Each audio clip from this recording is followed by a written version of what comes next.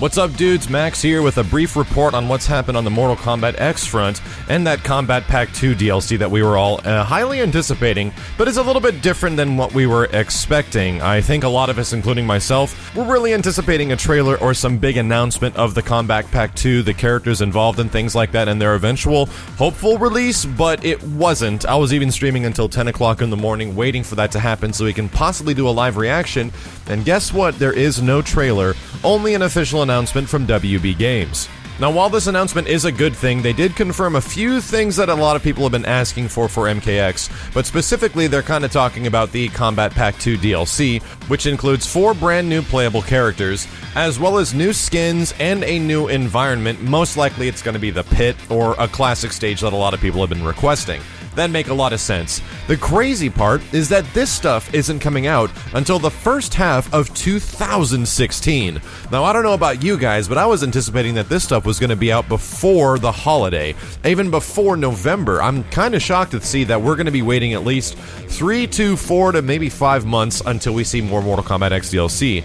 Now, this is a good thing because the host of NetherRealm titles that we've seen over the past, well, several, including Injustice and MK9, didn't get a lot of support for those titles after the first kind of 6 months of the games released. We saw a lot of Injustice characters that were launched, a few Injustice updates, but the games don't get a lot more support after that 6 months, and this is kind of breaking that. We already got our first set of DLC, several patches, several costumes, and there will be more along the way beyond the 6-month mark. But there was a small thing they gave us, and it's the thing we all saw before. I wanted to do something. I didn't really want to do a speculation on these 4 characters because they're really indescript, but the more investigation I've looked into, I think we have a good idea of who these silhouettes could be. But there's a huge thing to consider with this speculation, mostly for the fact that in the past they have released silhouettes that kind of tease things for NetherRealm fighting games, and before they ended up not being true at all. There was an Injustice silhouette that had a few characters that wasn't even close to what was eventually released for the DLC,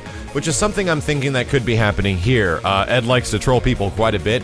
They are essentially announcing 4 characters that are going to be coming later, but these 4 definitely could be something else. But if we look at the silhouettes and kind of get a better understanding, there are 2 in here that I'm fairly confident of.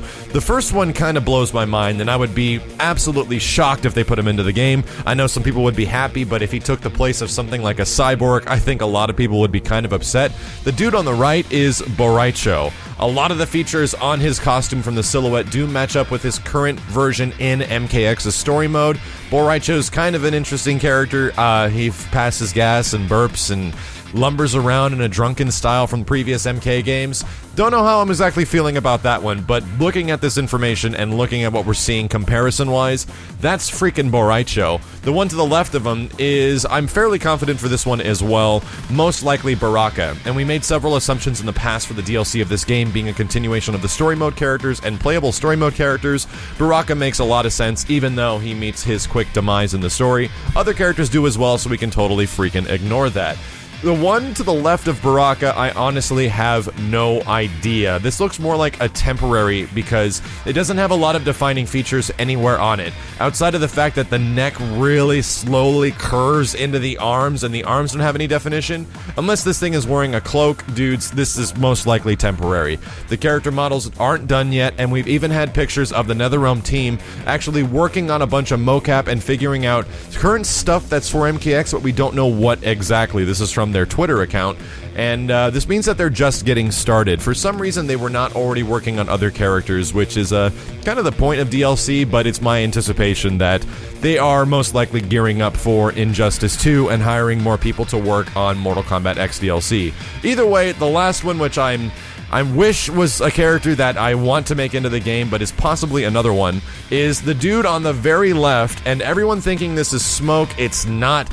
If you want to compare this silhouette to Anenra, which is Smoke's model in the game right now, there are a few features that are dramatically different. Let me know what you guys think this one is, because I have a high hope that it also could potentially be Noob Saibot. Either way, let me know your dudes' predictions on the 4 character silhouettes, and also take with a grain of salt that all of these silhouettes could be completely bogus, and as soon as we find out more information about the Kombat Pack 2, I'll be back, and I'll also be returning with more Mortal Kombat X videos of a lot of the characters I played in the past in MKX and how they've dramatically changed, specifically Sub-Zero, specifically Reptile, and especially freaking Aaron Black. I'm really looking forward to playing more of the Gunslinger variation.